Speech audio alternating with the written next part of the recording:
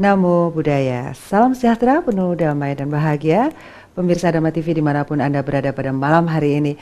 Tentunya saya Satna Dewi senang sekali bisa menjumpai Anda kembali di dalam acara yang sudah kita tunggu bersama-sama, Manage Your Mind. Dan saya berharap bahwa Anda pada malam hari ini dalam kondisi yang sehat, damai dan bahagia. Tapi pun mungkin ada di antara Anda yang penuh dengan masalah pada malam hari ini. Dan mungkin saja dengan melihat acara kami ini Anda bisa menemukan jalan atau solusi. Baik pemirsa Dhamma TV, tema pada malam hari ini adalah jangan mudah percaya. Dan kita akan berbincang-bincang dengan seorang narasumber yang tentunya Anda telah kenal. Dan setiap hari kalau Anda rajin menonton Dhamma TV di pagi dan malam hari, beliau selalu ada. Siapakah beliau? Beliau adalah Bhikkhu Dhamma Wicayo Mahathera. Namo Buddhaya. Ya, Namo Buddhaya. Selamat malam dan selamat berbahagia semuanya. Ya, baik Bante, sehat hari ini? Ya, kelihatannya agak letoy. Oh, saya tapi seger kok. Iya Bante, ini pada malam hari ini kita ada tema yaitu jangan mudah percaya. Apakah arti percaya atau kepercayaan ini Bante? Memang kalau kita lihat dari sekian banyak ajaran-ajaran ini, kebanyakan ajaran itu menekankan untuk percaya. Ya. Karena dia menekankan percaya itu dalam arti kata berdasarkan kitab. Ya. Itulah yang dikatakan, pokoknya kitabku ini betul sudah. Jadi tidak boleh dibantah. Ini betul, sangat harus percaya. Dianggap itu sudah merupakan hukum kewajaran. Di mana-mana ngajar seperti itu. Memang kita seharusnya menjadi manusia yang mempelajari semua ajaran-ajaran agama itu, hanya ada perbedaan-perbedaan itu membuat kita bingung dan ragu-ragu mana yang benar. Itu merupakan sesuatu kewajaran. Tetapi kita tidak usah ragu-ragu. Siapapun yang bicara, kalau memang itu bermanfaat, kalau itu memang berguna, itu lebih logika, lebih mengena sasaran, bermanfaat untuk masyarakat, itulah kita pegang sebagai pedoman hidup. Karena itu juga bermanfaat untuk pribadi kita. Maka itu apapun yang bisa kita buktikan dan membawa manfaat, faedah pada kita, diri kita, itu bukan percaya. Karena yang ngomong sudah tahu, yang dengarkan juga tahu.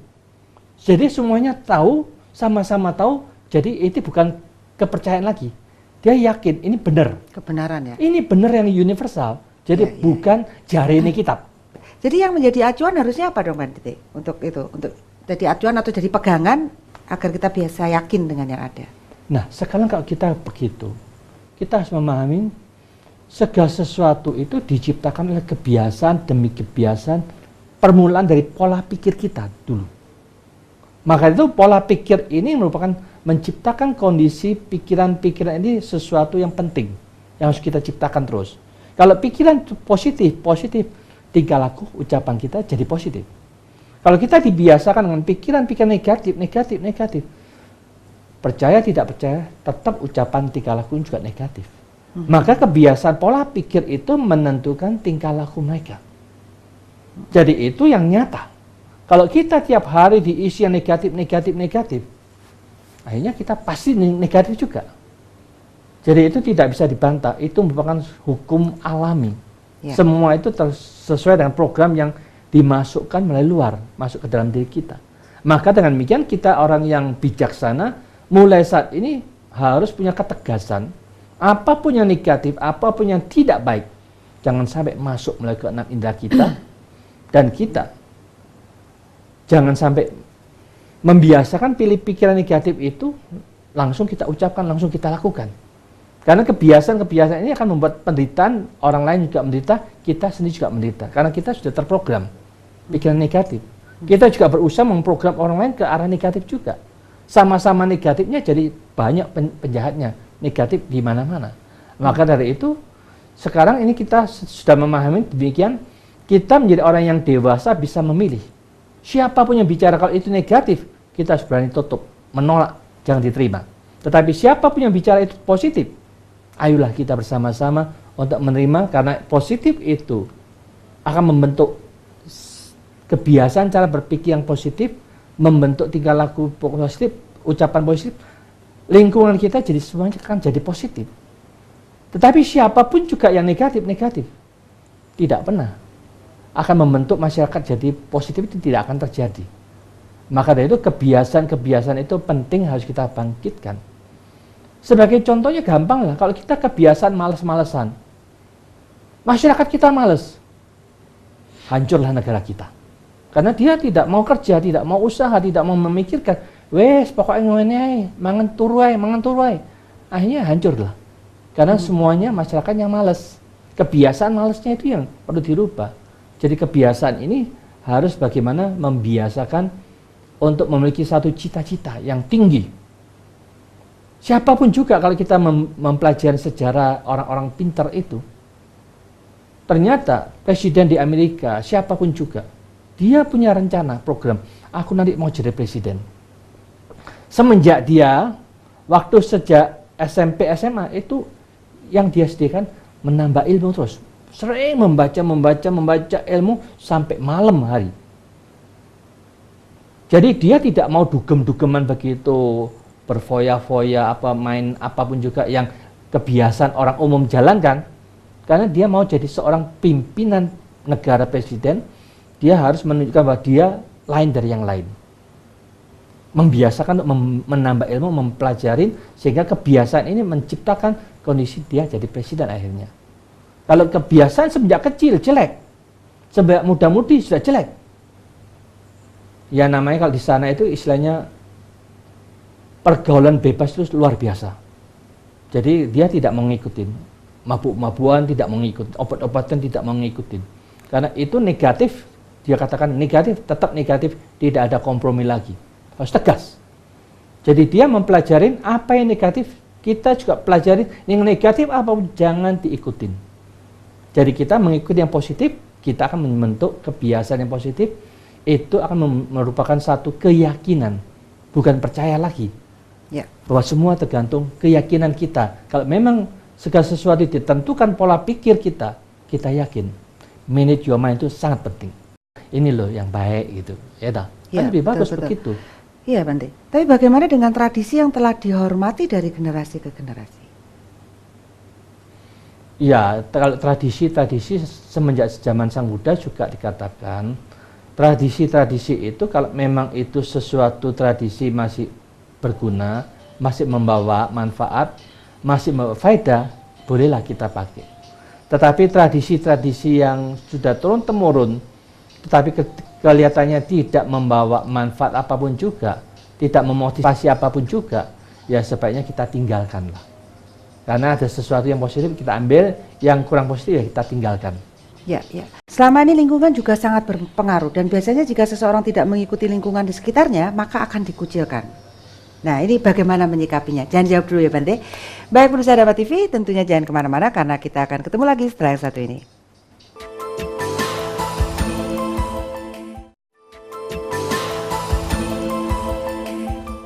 Masih bersama saya, Satna Dewi, dan selamat malam bagi Anda yang baru memutar channel Dharma TV. Selamat malam bagi Anda yang masih berada di Tulungagung, di Blitar, Kediri, Jombang, dan tentunya Malang Raya. Dan masih juga di acara Manage Your Mind, yaitu dengan tema kita pada malam hari ini, yaitu jangan mudah percaya. Baik, bagaimana kita tidak langsung mempercayai sesuatu yang memang langsung dari guru atau orang tua dan juga orang yang kita hormati. Kan susah Bante kalau sudah orang yang secara kecil kita dibilang kamu harus menghormati guru, kamu harus menghormati orang tua, tapi mereka ternyata nggak benar. Bagaimana nih cara kita bersikap ini Bante? Ya, memang kita bersikap sama mereka itu perlu kebijaksanaan. Biasanya orang tua ini langsung kalau kita tentang, dia merasa juga gengsinya juga hilang toh. Ya. Jadi kita juga mengatakan seperti pernah ibu saya juga mengatakan, dek bengi-bengi ojo motong kuku. Ya. Langsung saya motong gini, oh ya, mama itu betul. Zaman dulu, waktu zaman mama itu waktu kecil, zaman itu memang nggak ada lampu, Bang. Iya benar. Nah, sekarang kan kita ini motong kuku di bawah lampu itu sudah terang, jadi tidak ada yang membahayakan. Mama betul. Jadi ngomongin mama dulu itu begitu betul itu, sekarang ada berbeda, Ma. Ya. Tidak apa-apa kok Ma, sekarang semuanya sudah terang, ini tidak akan membahayakan. Terima kasih ya Ma, ingatkan saya gitu aja. Jadi kita jangan membantah dengan kata-kata yang menyakitkan juga. Ya. Dan dia sudah percaya, kukuh dengan kepercayaannya. Dari dulu dia dihadap ajaran dari orang tua seperti itu. Dia lalu mengajarkan anak-anaknya juga seperti ini. Tapi kita sekarang tahu zamannya berubah karena alasan ada alasannya. Tapi kita bukan membantah tanpa alasan. Ya. Oh ya mama betul, itu zaman dulu mama itu seperti itu betul ya. Tapi saat ini tidak tepat karena itu kan ada ininya. Jadi unsurnya ini kita harus fleksibel, bijaksana untuk membenarkan kata-kata dulu, lalu kita memberikan alasan-alasan yang bisa membuat dia bisa terima. Ya. Jadi itu membuat dia lega. Oh dia membetulkan saya, pendapat saya. Ya. Ya, jadi kalau langsung kita cut disalahkan, waduh dia sedih, Mama stres. kuno gitu misalnya tuh. Nah, Itu aturan jadi dia akan kuno. menderita itu. Iya, iya, iya. Jadi Makanya kalau kita dengan bijaksana seperti ini, dia akan mendapatkan pencerahan. Oh iya, kalau benar gitu juga ya. yang dulu betul, ini juga betul sekali. Iya. Sama-sama betulnya. Iya, Jadi nggak ada yang betul, salah ya, toh? Iya, Bante. Ya, kebanyakan orang jika tidak mudah mempercayai sesuatu akan membuat langkah seseorang menjadi bimbang atau ragu, sehingga justru tidak melakukan sesuatu, Bante. Karena bingung kan deh, dalam posisi bingung. Ini gimana, Bante? Hal tersebut nih, Bante. Ya, keraguan-raguan manusia ini sekarang begitu banyak. Jadi sehingga menyebabkan dia percaya ini kok begini, percaya yang begini kok harus begini. Jadi yang kita percayakan itu jangan percaya sesuatu yang tidak bisa kita terima sebagai logika kita. Tetapi kalau kita bisa menerima dengan logika, kepercayaan itu adalah kita harus, Sang Buddha lebih menekankan, harus yakin dan percaya sama pikiran kita sendiri. Karena pikiran inilah menciptakan segala-galanya. Menciptakan surga, menciptakan neraka. Bahkan menciptakan ke alam Brahma, sampai menciptakan ke alam Nibbana. Jadi itulah yang dikatakan kepercayaan ini ketika kita percaya semua diciptakan oleh pikiran kita, dia harus menciptakan kondisi kebiasaan pola pikirnya dia sendiri. Kalau dia menciptakan kebiasaan dengan cara berpikirnya yang negatif-negatif, ini bagaikan di alam-alam neraka, alam-alam sengsara. Aku sendiri sudah menderita. Aku jengkel, aku mangkel, bingung, stres, aku menderita. Ini bukan dia tidak percaya lagi, yakin, betul. Memang cara berpikirku seperti ini, aku menderita. Lalu bagaimana mindsetnya itu supaya kita merubah pola pikir yang negatif itu dirubah ke arah yang positif. Dibiasakan, kita juga harus membiasakan menciptakan kondisi membentuk pola pikir yang positif. Untuk membentuk pola pikir yang positif ini adalah sesuatu yang sangat-sangat bermanfaat. Bagaikan kita bisa menggunakan waktu tiap detik. Karena tiap detik itu pikiran itu selalu aktif. Kalau tidak negatif, ya positif. Hanya itu aja, dua hal ini aja. Kalau kita biarkan yang negatif, dia akan muncul, sedih terus. Ya kita akan sedih. Tetapi kalau kita tidak membiasakan ke sana, kita membiasakan yang positif, kita tidak akan terbiasa ke dalam penderitaan itu. Maka dari itu Sang Buddha katakan, mulai sekarang ayolah kita bersama-sama jangan membiasakan kebiasaan yang negatif itu yang membuat kita menderita, tetap kita munculkan dalam pikiran kita. Itu harus kita bunuh semuanya. Kebiasaan yang negatif dalam pikiran kita. Ya. Terus kita membuat satu kepercayaan untuk membentuk watak, sifat, kebiasaan pola-pola pikir yang positif, karena pola berpikir yang positif ini akan membuat kita bahagia. Jadi dengan demikian setiap saat kalau kita bisa memahami apa itu namanya sifat-sifat agung Sang Buddha, sifat-sifat agung dari apa yang Sang Buddha ajarkan, sifat-sifat agung dari para suciwan, ini kita ulang artinya, maknanya dalam pikiran kita. Jadi itu akan memotivasi kita, oh Sang Buddha itu sifat agungnya begini. Oh, sifat agung daripada Dhamma itu begini. Jadi itu pikiran kita diisi dengan hal yang positif, itu akan menciptakan kebiasaan-kebiasaan positif, lalu kita hilanglah pikiran negatif, kesedihan, kesusahan, kekecewaan, kejengkelan tidak pernah muncul lagi dalam pikiran kita. Nah, dengan demikian kita bukan percaya lagi, yakin bahwa semua dibentuk oleh kebiasaan kita. Karena sudah dibiasakan dengan pikiran positif, ternyata tidak ada apapun yang negatif di dalam diri kita. Karena kita sudah terbiasa ke arah yang positif. Tetapi kalau sebaliknya, kalau kita terbiasa ke arah yang negatif dan dapat ajaran-ajaran yang nggak karu-karuan, jadi kita tetap negatif. Tetapi tidak ada yang bisa mengarahkan harus bagaimana pola pikir kita. Iya, iya benar. Nah ini sekarang kan diarahkan yang ke positif itu. Iya benar. Kita memang tidak bisa dengan mutlak biasanya ya Bante menghilangkan hal negatif. Salah satu contoh khawatir, cemas seperti itu loh Bante. Kalau misalnya anak kita pergi atau suami kita atau istri kita pergi misalnya Bante, ono ada tuh perasaan kekhawatiran, waduh kok jangan-jangan ono opo-opo di jalan, kan seperti itu Bante. Nah, jadi sebenarnya menghilangkan hal-hal itu nggak bisa hilang, itu hanya mengecil kalau kita selalu berpikir positif seperti itu, memasukkan positif seperti itu ya Bante. Ya lebih baik begitu daripada kita khawatir dan takut muncul terus-menerus, kan membuat kita sedih dan susah. Sudah berapa kali kita berpikiran seperti itu, kenyataan kan tidak benar. Ya, tapi kok ya berkali-kali seperti itu loh Bante. Ya, itu khawatir, namanya cemas, kebiasaan itu membuat kita membentuk watak kita seperti itu. Meditasinya juga nggak kurang-kurang.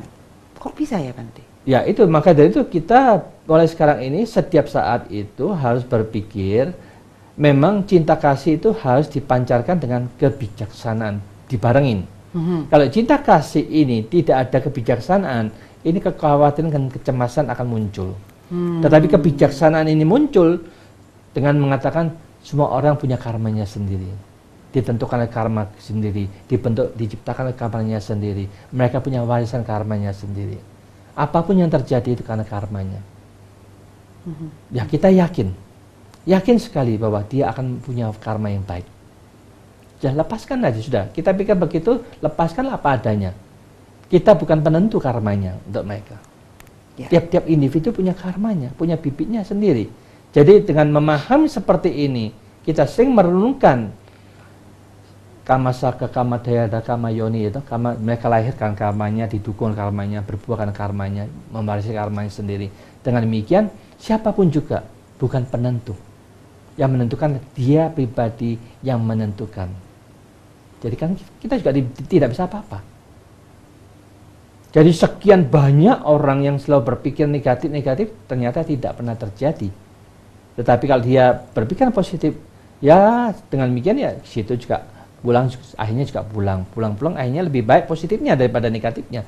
Kita sudah berkali-kali khawatir dan cemas, kenyataan dia juga pulang, tidak ada apa-apa. Jadi yang rugikan kita. Karena cara berpikir yang salah itu yang membuat kita menderita. Cara berpikir yang benar, kita bisa menerima apa adanya sesuai dengan karmanya masing-masing. Let it be what it be. Kita latihan pikiran kita. Semoga semua berbahagia, semoga kalian berbahagia. Dia mungkin senang, gembira bermain-main di sana itu. Ya kita mendoakan bahagia aja untuk anak-anak kita. Jadi nanti dia akhirnya kembali sendiri. Sudah. Ya, Bante, hal seperti itu memang sepertinya mudah diucapkan ya Bante. Tapi banyak yang saya temui dari ibu-ibu teman-teman saya juga. Itu sudah paranoid istilahnya Bante.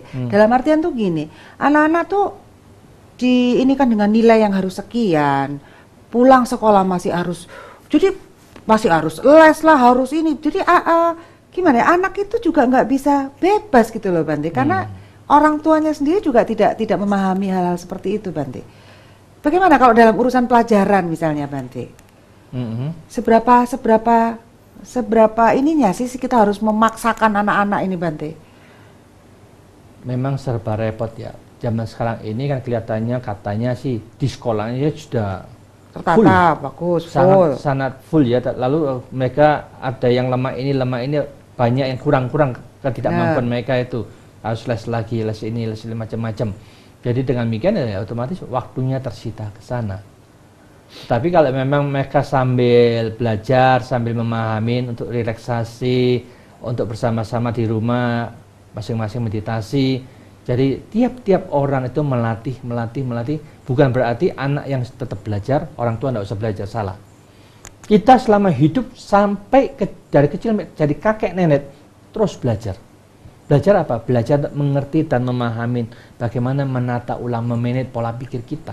Supaya kita bisa lebih bahagia, lebih baik, lebih bermanfaat di dalam menggunakan pikiran kita. Jadi itu yang perlu ditekankan kepada anak-anak. Jadi anak-anak kan belum pernah diajarkan manage the mind, gitu. Mengatur cara berpikir, pikiran ini.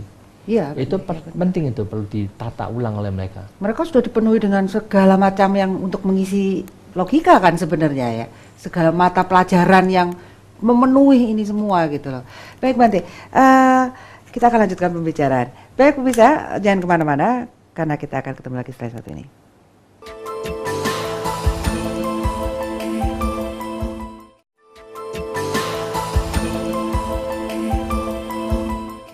Baik, Pemirsa Dharma TV tentunya masih di acara Manage Your Mind bersama saya Satna Dewi. Baik, tadi kita pembicaraan seru ya Bante, bagaimana mengajari anak-anak untuk sebenarnya harusnya di dalam menerima atau menangkap pelajaran mereka harus lebih rileks harusnya, bukan tegang ya Bante? Ya, kita harus menekankan dengan rasa senang dan gembira untuk mempelajari sesuatu itu. Kalau mereka dipaksakan kan mereka tidak senang, tidak ada kegembiraan. Jadi bagaimana kita sebagai nenek atau seorang ibu atau guru bisa menjelaskan dengan gamblang, senang, seolah-olah mereka itu adalah enjoy gitu. Ikut main-main, menjelaskan dengan main-main, bergurau. Jadi dengan cara mengajarkan seperti ini mungkin anak-anak jadi senang dan gembira. Wah, ini cara mengajar kok bagus, menyenangkan, dia tertarik tuh. Ya. Tetapi kalau dia memaksa, wah udah dulu kok pintar-pintar, akhirnya dianggap muridnya itu goblok-goblok, ya toh. Memang kalau dia sudah pintar, ngapain dia belajar sama guru lagi, ya toh? Iya, berarti ngapain gitu. Sekolah gitu ya. Ngapain? Jadi guru seharusnya tidak katakan, kamu itu bodoh sekali, saya ajari kok. Seharusnya dia tidak usah bicara seperti itu. Kalau dia mengatakan, kamu bodoh, sesungguhnya harus kembali ke dirinya sendiri. Kenapa? Apakah saya mengajarkan salah? Sehingga dia kok tidak mengerti-ngerti. Jadi bukan muridnya yang bodoh, tetapi cara mengajar kita yang tidak menarik bagi murid itu. Tetapi kalau kita mengajarkan dengan menarik, memikat, menyenangkan, wah ini bagus ini baik ini berguna ini. Itulah yang menyebabkan mereka tertarik, senang. Dengan mempelajari itu, ketika senang, gembira, perhatian akan bisa memusat. Kalau tidak senang, tidak gembira, oh pusing dia ngomong aku nggak ngerti, ya, seperti itulah. Ya. Ini memang pertanyaan saya ini berkaitan dengan yang jangan mudah percaya itu loh Bante, karena memang sebenarnya sebagai seorang guru ini kan memang harus benar-benar, kalau guru dulu kan istilahnya bisa digugulan ditiru, bisa diikutin kan berdasarkan pengalaman tuh Bante. Iya. Memang itu Bante. Sesuatu yang guru itu harus belajar terus lah. Jadi belajar untuk memikirkan, merenungkan, menganalisa kenapa ya umat muridku tidak bisa memahami apa yang saya ajarin. Ya, jadi dengan demikian dia harus mengupas, mempelajari, tukar pikiran dengan mereka yang pintar loh. Jadi dengan demikian ya tidak usah gengsian lah. Kalau wah ini semuanya kok suka sama guru ini, matematik ini, aku juga ngajarin matematik kok dia tidak suka sama aku. Nah itu toh, belajar sama dia. Ya. Gimana dia kok bisa senang begitu? Kita tanya aja pada mereka. Dia jelaskan, oh gini. Jadi kan kita tahu tekniknya, jadi pakailah itu. Ya, jadi setiap orang harus introspeksi diri ya, introspeksi dan kreatif dan mau belajar lah. Jangan merasa sudah pintar gitu ya. Ya, terus bagaimana kita mengajar anak-anak kita? Apakah mereka harus kita ajarkan nurut sama guru atau kritis terhadap pelajaran? Ini berdasarkan percayaan juga loh Bante. Kalau kita udah salah didik anak-anak kita nih, dari awal nih, mereka kan jadi ya bebe aja, nurut aja gitu Bante. Ya kita katakan guru memang ada macam-macam. Kamu dengarkan dengan baik-baik.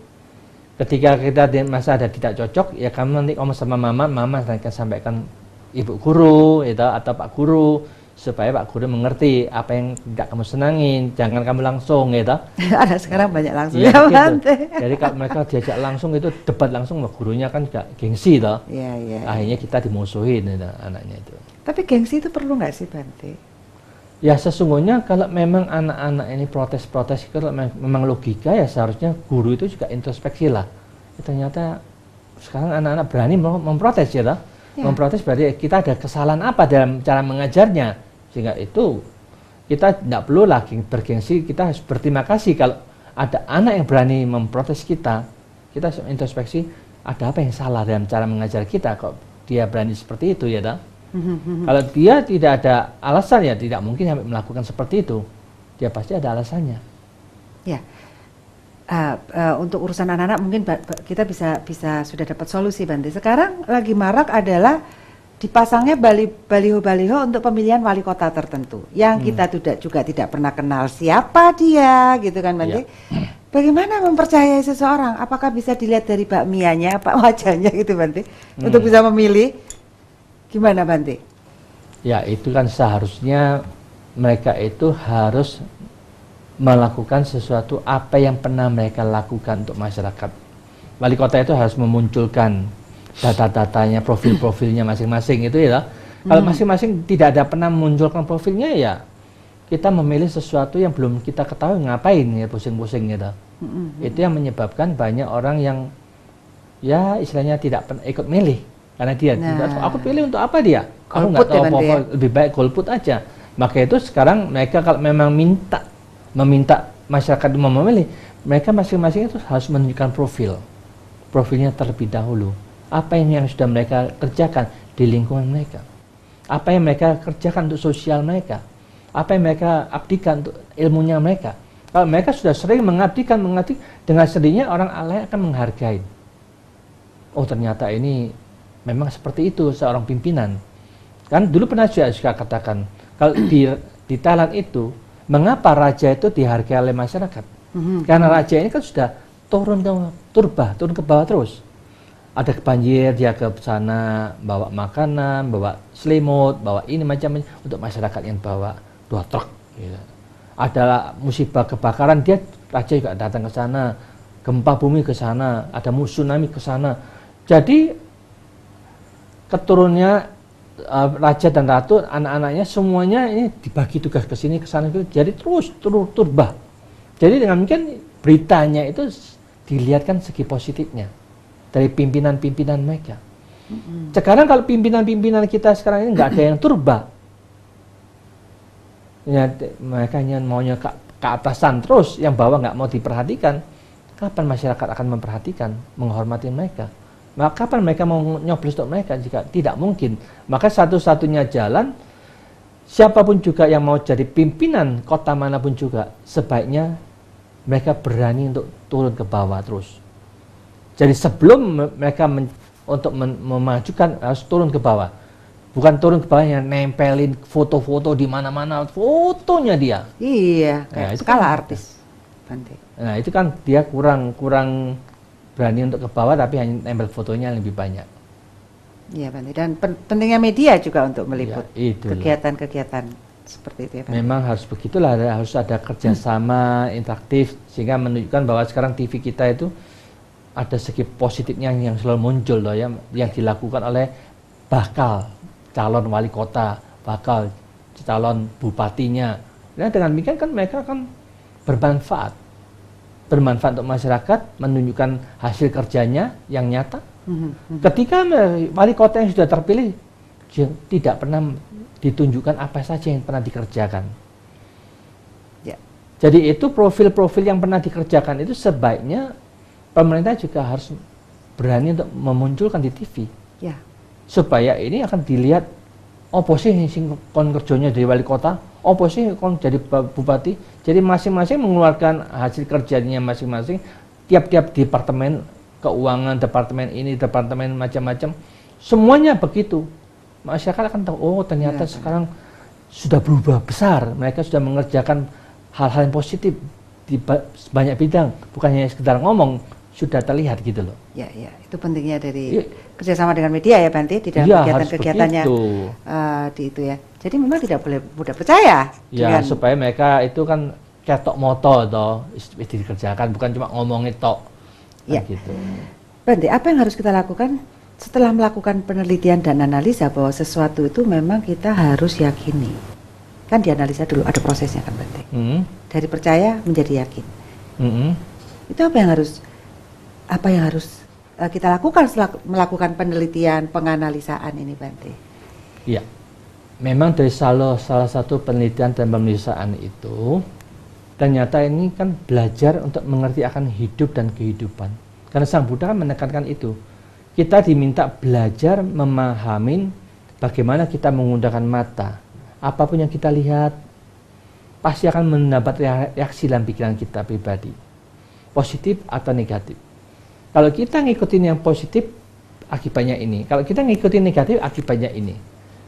Lalu bagaimana supaya kita itu bisa menerima positif dan negatif, supaya kita itu tidak terombang-ambingkan oleh penderitaan maupun kebahagiaan. Selalu seimbang, selalu mantap, kokoh, tak tergoncangkan lagi. Nah, itulah yang diharapkan oleh Sang Buddha supaya kita tidak menderita. Bukan berarti kalau kita dapat positif itu pasti kita bahagia.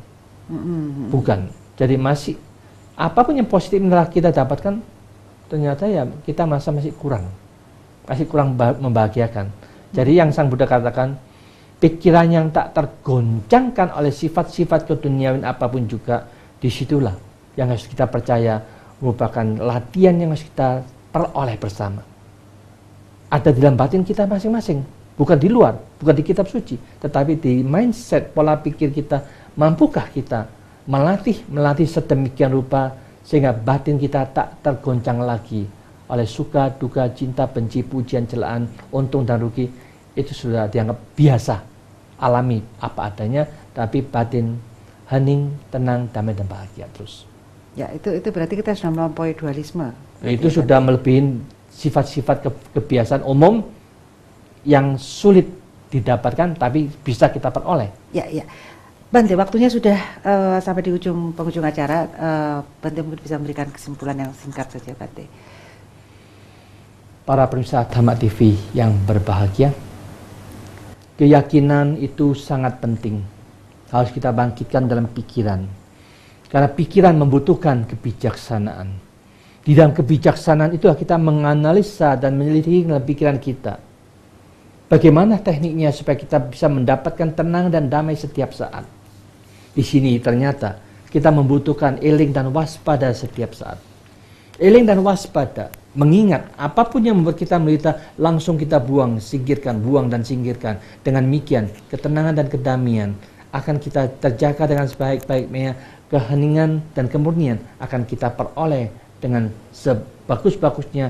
Disinilah Anda tidak perlu percaya, tetapi Anda harus yakin di dalam pikiran Anda sendiri tempat surga dan neraka Anda akan ciptakan. Jadi dengan demikian Anda tidak perlu percaya siapapun juga, tetapi percayalah ke dalam diri Anda sendiri bahwa surga dan neraka ada dalam pikiran Anda. Apapun pikiran negatif Anda buang dan singkirkan, berarti Anda telah menciptakan surga yang sesungguhnya. Kebahagiaan Anda ciptakan, kebiasaan akan membentuk watak dan membuat Anda tabiat-tabiat yang positif ini akan membuat Anda selalu bahagia di manapun juga. Itulah kepercayaan yang harus Anda miliki di dalam diri Anda masing-masing sebagai keyakinan yang tak tergoncangkan.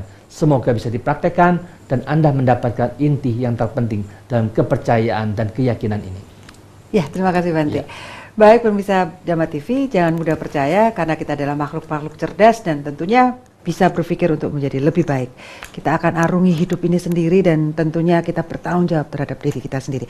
Baik, kata kunci kita adalah mind is not everything, but everything is from mind. So, manage your mind. Saya Satna Dewi, peserta kru Dhamma TV mengucapkan terima kasih atas perhatian Anda. Selamat malam dan Sabe Sata Bhavantu Sukhitata. Semoga semua makhluk berbahagia.